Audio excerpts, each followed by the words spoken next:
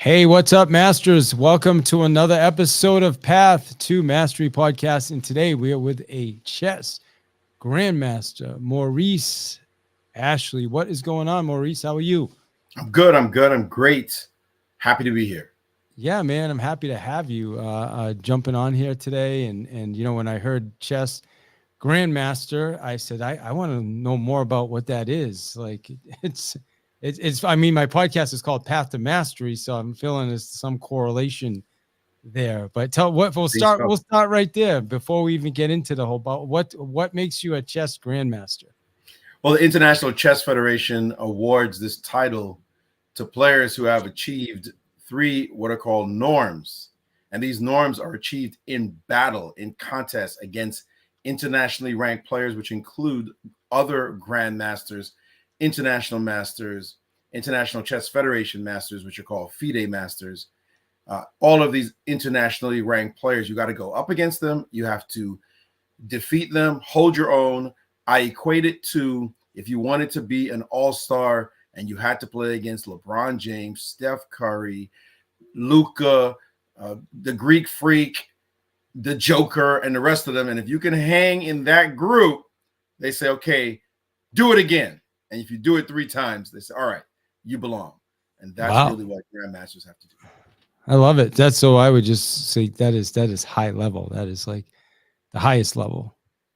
It is Right? the highest title you can get in chess, and took me a number of years to finally achieve everything that was necessary.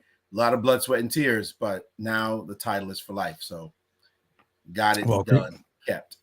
congratulations, man. And I also see you were the first ever African American chess grandmaster in 1999. So congratulations on that.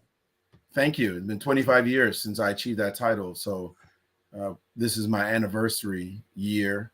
Unfortunately, no other African Americans have achieved the title since then, which is something I'm working on at the moment. We'll get it done soon enough.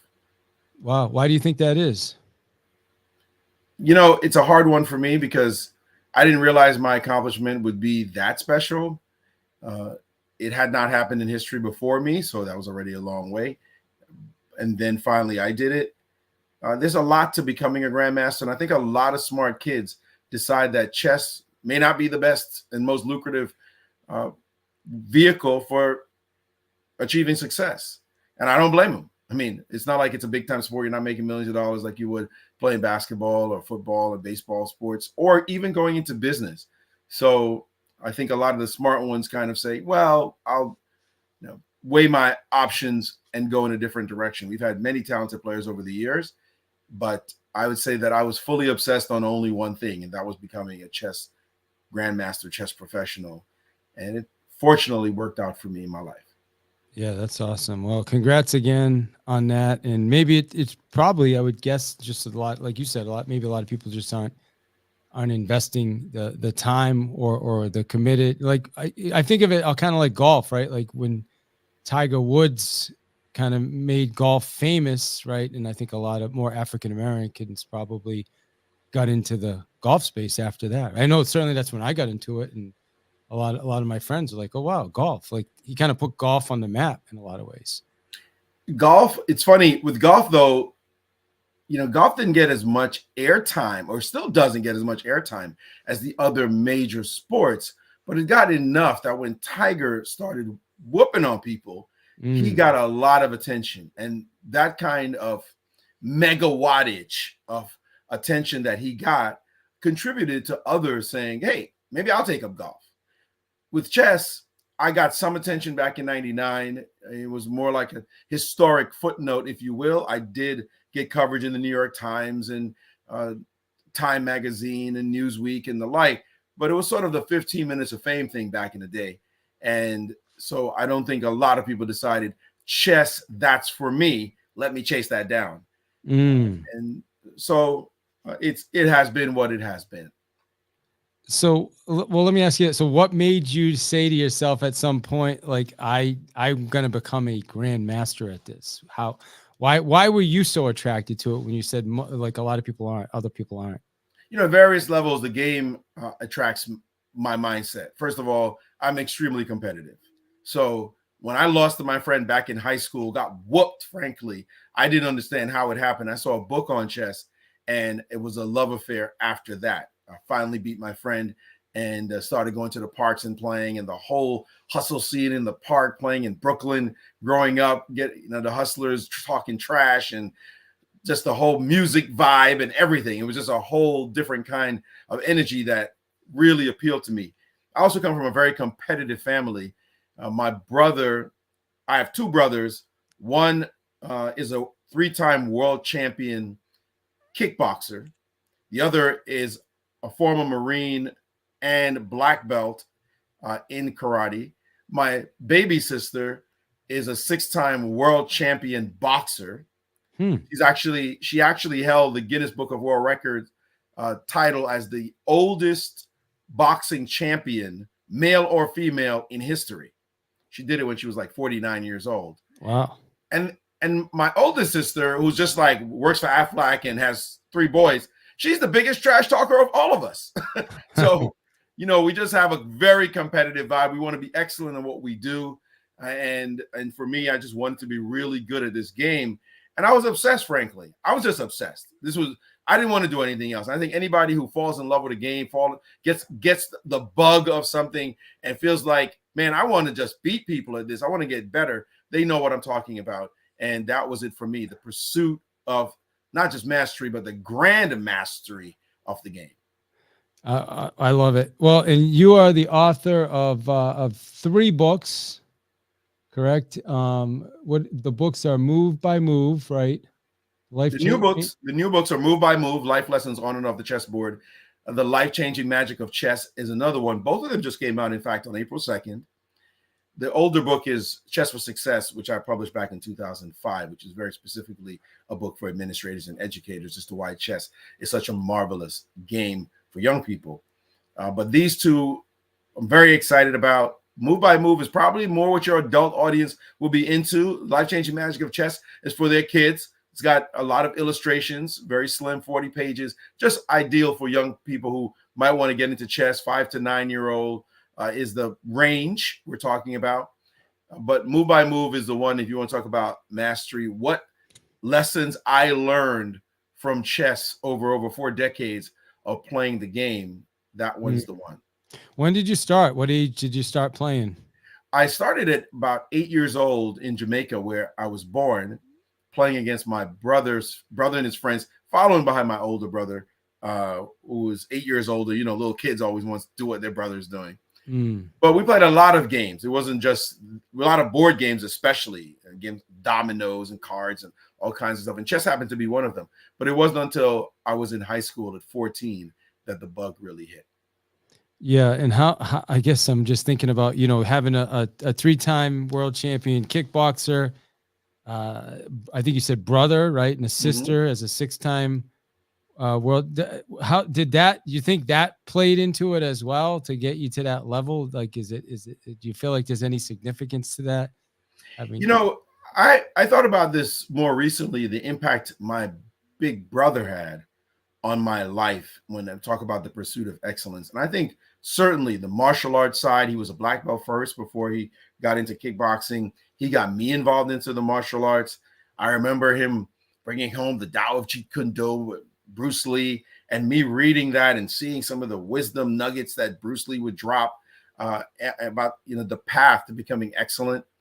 And I think that influence. Later, I would take up Aikido myself, and that helped me to become a grandmaster as well. The key core principles coming from the martial arts, and there's an absolute interconnection between the fighting arts and chess. And I think when I made that deeper connection, I was able to take my game at the very high level. I love it. So I'm just going to read some of your bio just so people know a little bit more about you. You spent decades providing dynamic live coverage of world-class competitions and matches, high energy, unapologetic,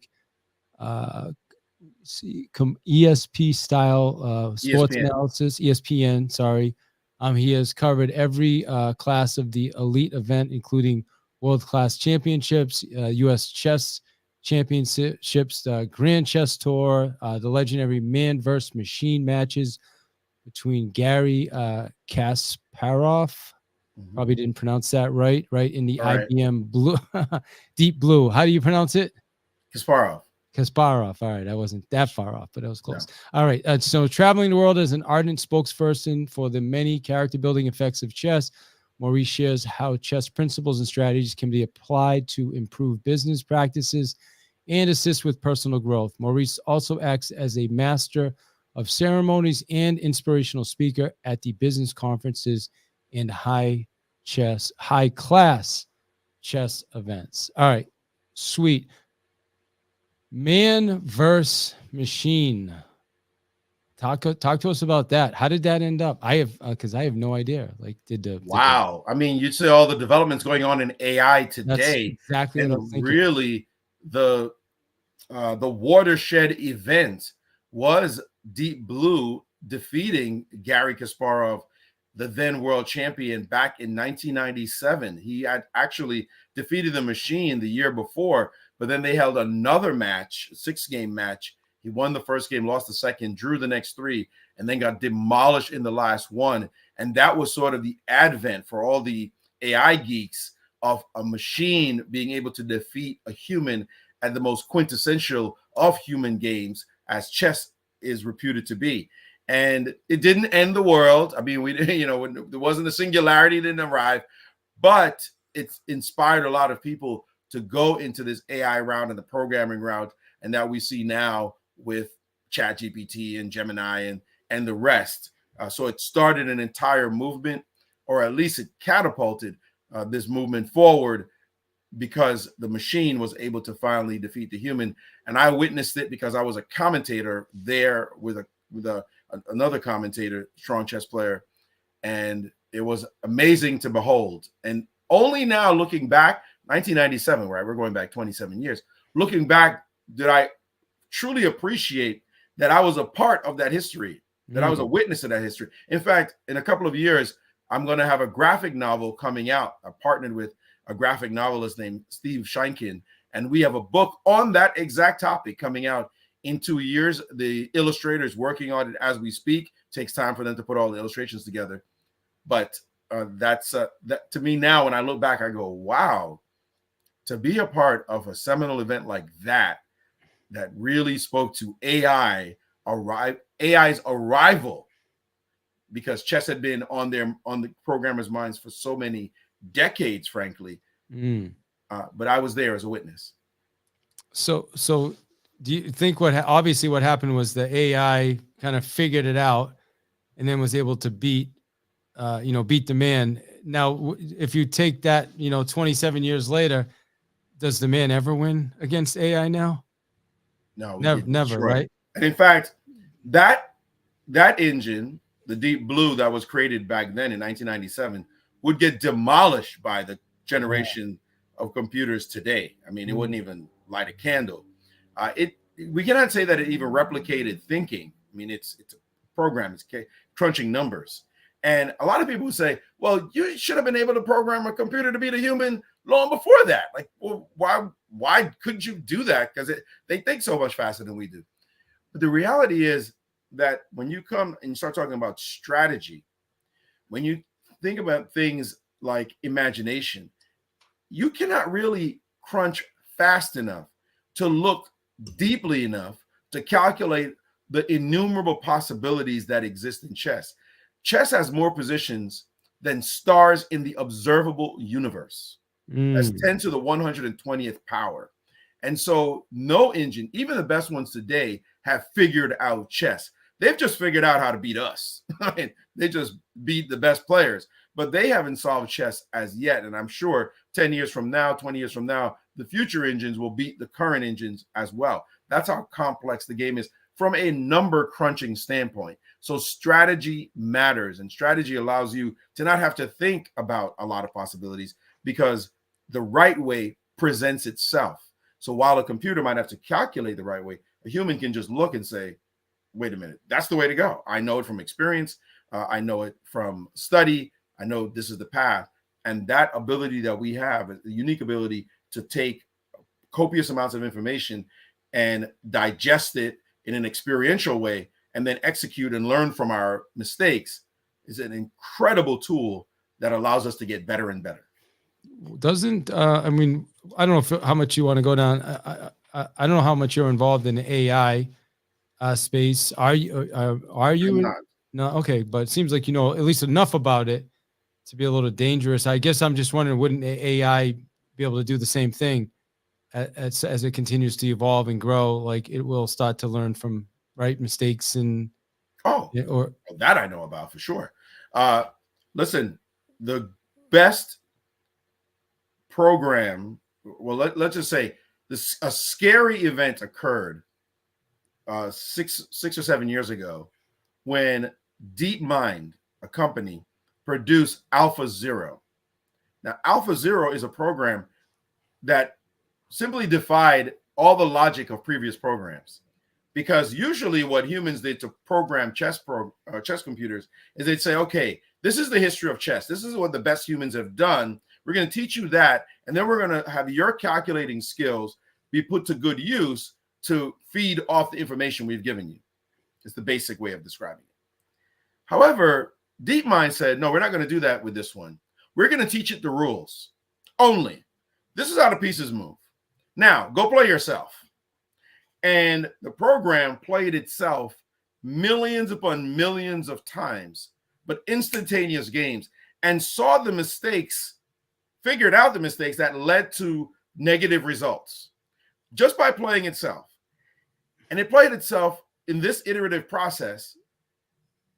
And within the space of 9 hours, it was better than every computer that had ever been created by humans.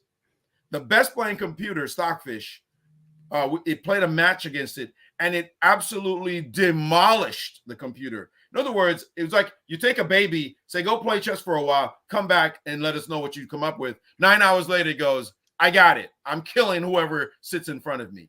And so, yes, this is truly more like human learning, except we can't live enough lifetimes to learn as much information. You know, we say, you know, if only I knew what I knew when I was young, what I knew now, right? Because you've lived enough years, but you can live enough lifetimes to be able to replicate millions and millions of possibilities as this engine did. And it came up to be the best entity that we know of playing chess.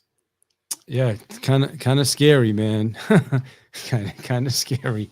All right, I want to get into the business application.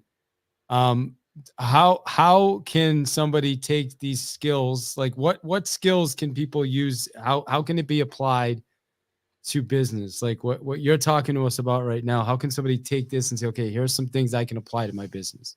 Well, chess is business on a 64 square board, right? I mean, you've got your pieces and pawns, each having a role.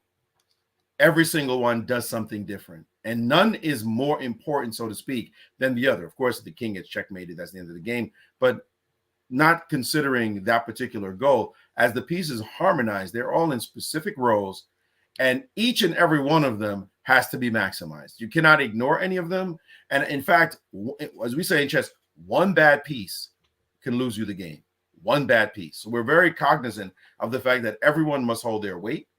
Everyone must perform their role to the max of their abilities. And it is we, the masterminds, who coordinate efficiently the entire army. Of course, there's a lot of strategizing. Planning ahead is critical. You've got to see 4, 5, 6, 7 moves ahead. Except you also have to recognize that seeing ahead perfectly is impossible.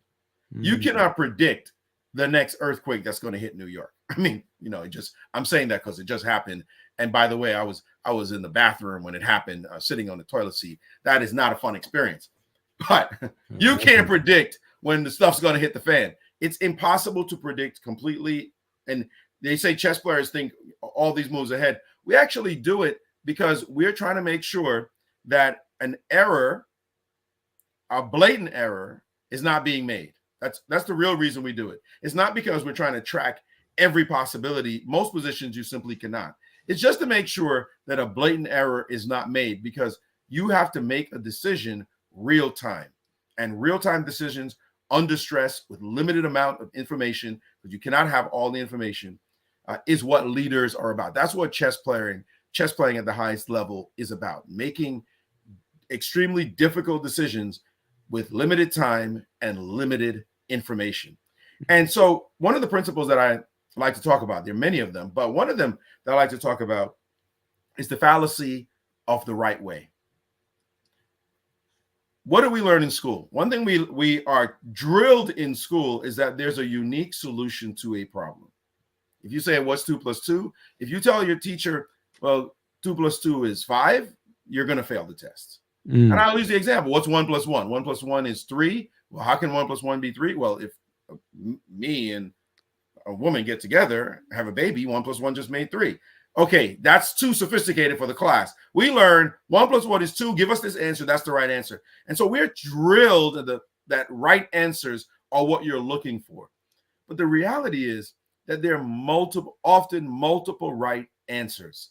And your job is not to seek out the one singular right solution. It's to explore the number of possibilities that do exist as solutions and pick the right one for you, for your business, for your family, for your relationship. That is what you're really after. And so in some ways, this sounds radical. Truth does not exist in a lot of situations, like a hard truth, the one way to do something. Now, don't get me wrong. There are a number of situations where there is this way that's probably superior to all others. But most of the time, you're trying to outrun the bear. And what do I mean by outrunning the bear? There's a story of two hikers. They meet an angry bear in the forest. One of the hikers starts taking off his hiking boots and putting on his sneakers. And the other hiker says, "What are you doing? That's not going to get you to outrun the bear." And the other guy says, "I don't have to outrun the bear. I just have to outrun you." Now, that is what we do when we're playing chess. I don't have to play perfect moves. I don't have to have the best path. I just have to make the move that beats you. And so in the throes of thick competition, that's all you have to do. Just be better than your opponent. You would love to have the ultimately right solution. That's great. If you want to keep looking, good luck. But all you have to do is just beat the competition and consistently beat the competition. That's a much easier task than looking for perfection. I love that. That's a great point, man. Also really like the 1 + 1 = 3 thing. I'm gonna use that with my wife. So talk about something you said though, and I wrote down. I'm just kind of curious of why you said it this way. You said one bad piece. Is it a bad piece or a bad move? Why did you a bad piece? Bad piece. Well, what's the difference between a piece and a move? Like, why did you refer to it as a piece instead of a move? So a bad move can definitely cost you. Absolutely. That is the case. However, a bad piece, let me use a piece like a knight. In chess, one of the general strategies is to control the center of the board. A lot of people don't know this strategy, but controlling the middle of the board allows you to have ease of access to any side of the board you want to go to. If you're on one side, you have to go across the entire board to get to the other side. But if you're in the middle, then to go left is easy, to go right is easy, to go up is easy, to go back is easy, because you're in the middle. You can just think of any situation. If you're in the middle of a room, then you can get to any side of the room quickly. If you're at one end, far end, it's going to take you much longer. Football, you play football, you want to be in the middle of the field to start. You don't want to not start on the side, then the sideline affects you. So the point is that pieces gravitate toward the middle of the board. If a piece is on the side or in a corner, that's really bad. You put a knight in a corner and it sucks, because if you need that knight to get to the complete other side of the board, it takes 4 or 5 moves. By then it's too late. All the action is over when the knight arrives. So you have to be careful to coordinate all your pieces and have them be used as one sophisticated unit working together. One bad piece, when you play against a grandmaster, one of those pieces in your position is bad, you'll be exploited, because I'll have all my pieces working and one of your pieces is not in the game. And that mismatch is all you need. It's like oh, this is a great one. If you think about basketball, you've got 5-on-5, but if somebody trips, falls down, and suddenly it's 5-on-4 going the other way, they're like, oh, we got an open man. That's exactly what happens on the chessboard. The bad piece is that dude who tripped back on the other side and needs to get back quickly into the game. So we would exploit that. So that's what I mean by one bad piece. And that, frankly, a lot of people, and this sounds a little bit cutthroat, but it happens so often in business, right? You've got that one malactor, right? The one toxic element in your organization, but somehow we keep them. Somehow we justify this bad piece that's not holding up their weight, that's not that's pulling everybody else down, that's slowly destroying morale. And for whatever reason, when it could be nepotism or any reason, you keep holding on to that person when you know you got to let them go. I mean, I don't care what the emotions are. I don't care. I understand that there are emotions in play, but you've got to figure it out, because that bad piece or that bad division, right, is holding down the business. And so that's what happens in the chessboard. One bad piece can cost you the game. Yeah. I don't know if you're a football fan. I've been a Cowboys fan for a while. Oh, no, please. No, don't tell me that. Just remind me of Cowboys, man. They just can't. I'm a Giants fan, so I can't stand you saying that. Yeah. But I'm happy because the Cowboys haven't won in who knows how long. Yeah, 84, I think, or 85. It's been a while. It's been a while. Yeah. So, but anyway, it just seems like there's always one bad piece. Like, they got such a talented team, but is like, yeah, anyway, it just kind of reminded me. Like, last year was just like really confusing to me watching that playoff game. But anyway, I don't want to get too far.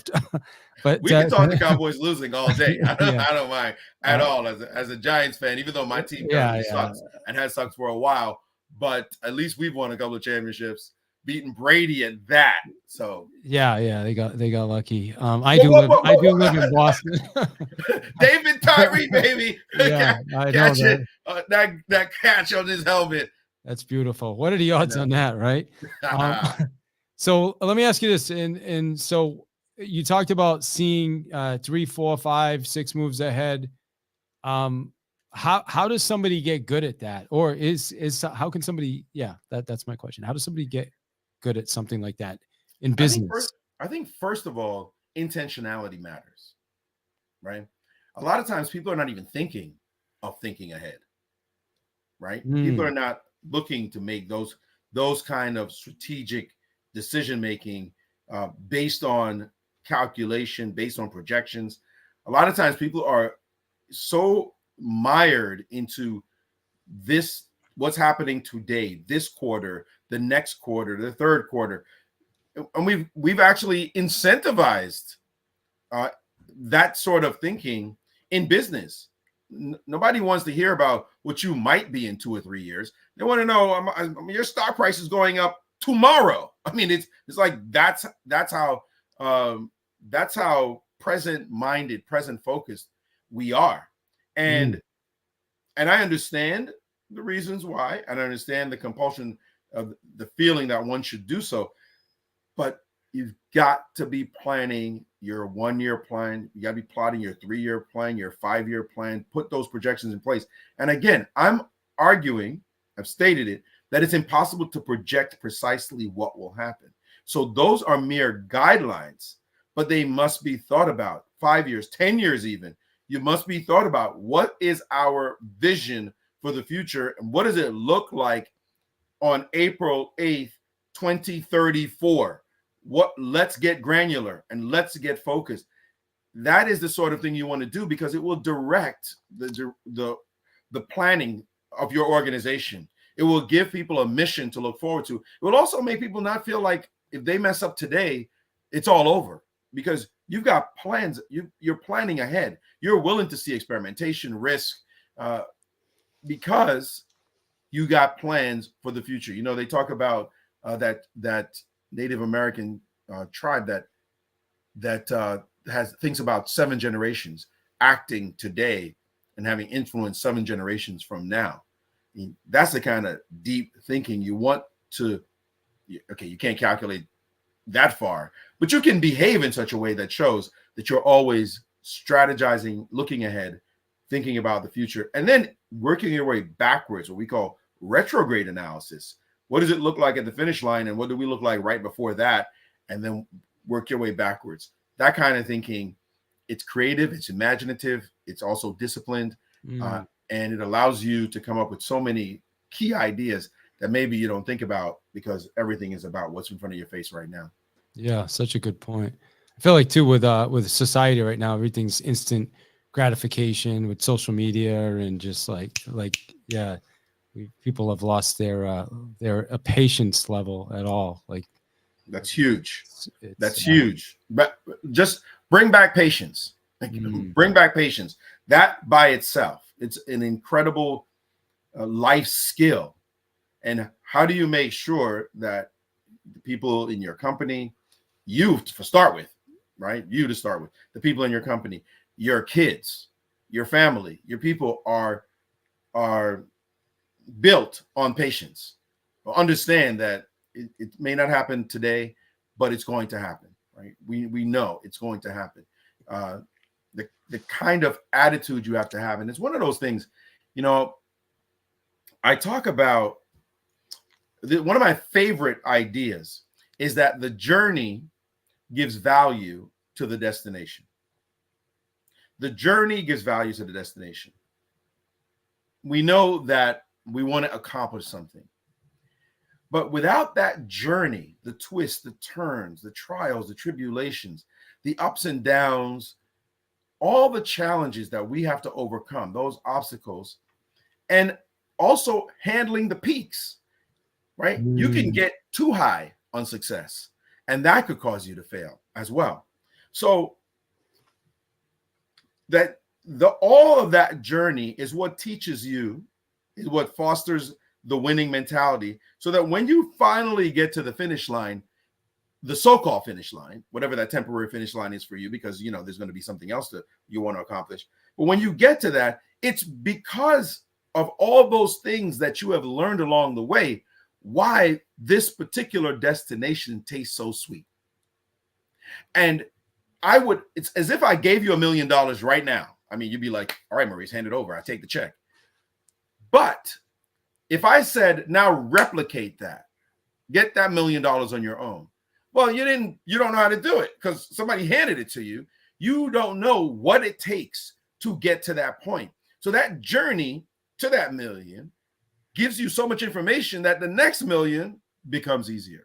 And it goes on from there. So the journey is what gives value to the destination. And that requires, again, patience, recognizing that process is superior to result. All right. Awesome. One more question for you. So I know I brought it up before we started recording. I was on a call early listening to Elon Musk, and just ironically, chess came up, and he was asked his thought, like, how can you use chess as a, again, these aren't the exact words, but like essentially a metaphor for business. And he said, no, because there's not enough moves. So what are your thoughts on that?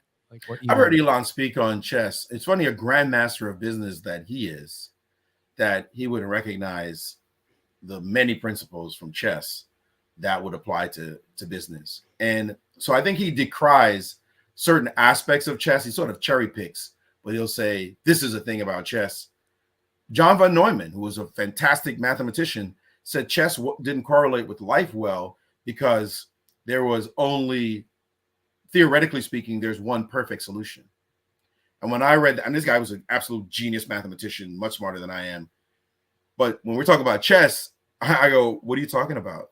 There's not one perfect solution in chess, even theoretically. Some positions maybe, but as I said, in many, many positions, the vast majority of positions, there's more than one good move. There's more than one great move.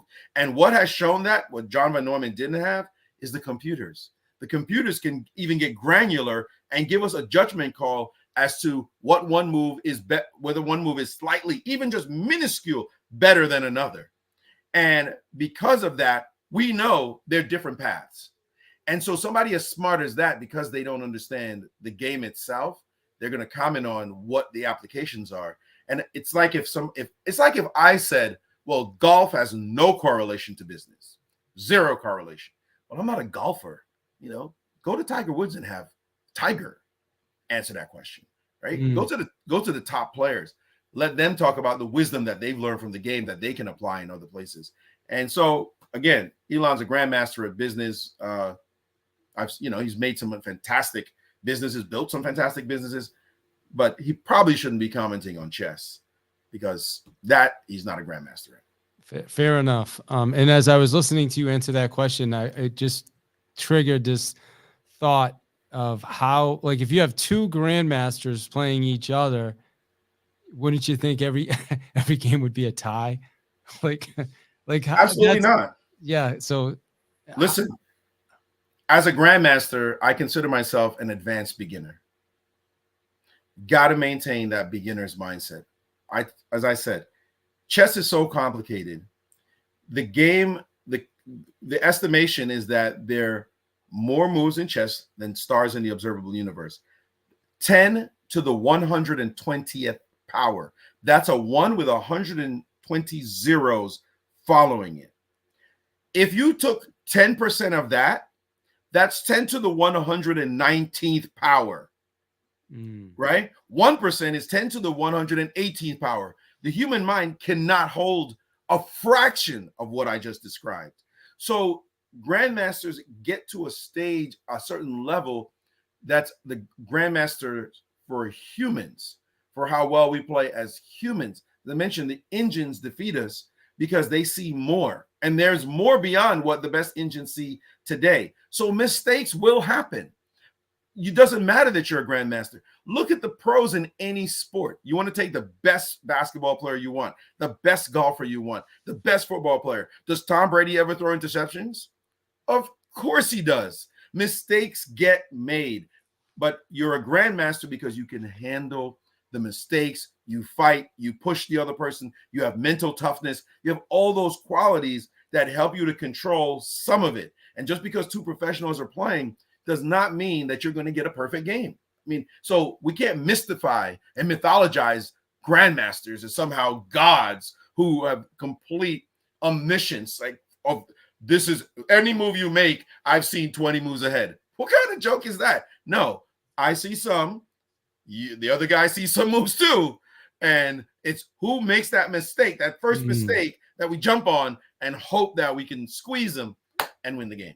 Yeah, I love this. So then you're adding the element of the human pressure and the emotion and everything else going on. Yeah, that makes sense. So we have our listeners we have a lot of real estate agents, salespeople. How do they take what we talked about today and use it to get better at what they do? I'm often asked this question about the application. You've talked to me already about that. And I'm a chess player. So I can bring out a lot of ideas, but I can't pretend to be masters at all fields, right? So you talk about real estate. I don't know much about real estate, but I can speak to the thinking process, right? I can speak to knowing the other person because that comes first. And that comes first beyond anything that you do in any setting, any situation. It's about knowing your opponent. That comes first and foremost. And what you want is secondary to what the other person wants. But I think any great salesperson should understand that. Like, that's baseline. That it's about the other person. It's about really, you're not trying to sell them this great property because you're going to make a lot of money. That's not what you're doing. What you're doing is you're finding out what they want and serving their needs, because when you do that, they're going to go tell all their friends about what a great salesperson you are. And then there's going to be greater opportunities for you to sell to others. So I often challenge people when I speak on a lot of these ideas and the ideas in my book, for example, for them to take the ideas and be creative within their own fields, because I can't speak to every single field. And I should not pretend to be able to pull that off. Yeah, absolutely. And that's a good answer, right? That's a great answer in itself. So the name of your book, again, I know you've got multiple books. What is the book that you want everybody to go out and grab a copy of right now? Well, there are two books that are out right now. The adult one that would be most appropriate for your listeners is Move by Move, Again, Move by Move. Pretty straightforward title. The topic is life lessons on and off the chessboard. So Move by Move. The other one, if you put Maurice Ashley chess into Amazon, they're both going to pop up, 1 and 2. And I'm proud to say that they both hit the bestseller list in Amazon. The other one is The Life-Changing Magic of Chess. It is a kid's book. It talks about a lot of the lessons that I've talked about so far, but it's tailored at a very young audience. So again, you just got to look up my name, Maurice Ashley, hit chess, and that will pop up. You have to put chess in because apparently there was another Maurice Ashley, a historian from back in the day, who wrote some great books on history, but British history. I'm not that guy. I'm the chess guy. Got it. And final question. I know I said that before, but what caused you to write the book Move by Move? You know, it has a funny story behind it, actually, a funny origin story. When my publisher first approached me, Chronicle, they said, we want you to write a book on the wild and wacky world of chess. All the great personalities, all the fun stories that you've experienced over the years. I said, you know, I could do that book. And I tried to write the book, and the book refused to be written. Just flat out. Nope. I couldn't get enough ideas, inspiration. Really, the word is inspiration to write the book. So I missed the deadline. My editor said, "This, you know, we can't miss the deadlines. You're going to do the book." I said, "Okay, I'm going to really work on this book. Work on the book. The next deadline is coming." I had to put my head down and say, it's not working. I cannot. I had a lot of things going on in my life, and this particular one was just too hard to climb. So I had a editor, very wise editor, Allison Adler is her name, and she looked and she said, "What's going on?" I said, "I just don't feel it." She said, "What do you feel? What book do you want to write?" And that just opened up my mind and my being. And I said, you know, I want to write a book about how chess has taught me these great lessons over the years.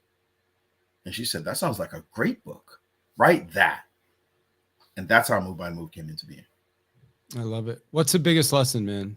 Biggest lesson for our listeners right now? So many lessons I've already talked about, but again, I think the one that I mentioned before, I'm going to say it again.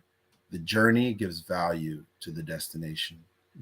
Don't rush, be patient, recognize that those obstacles, those difficulties you're going through, you're supposed to. It's part of what's going to make success so sweet. So give yourself some grace and get ready for the ride. Yeah. Amen to that. What does mastery mean to you?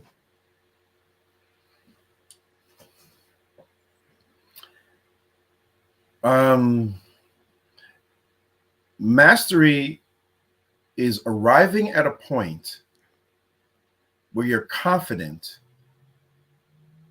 that you know enough to get the job done, but that you don't know everything. And the journey continues.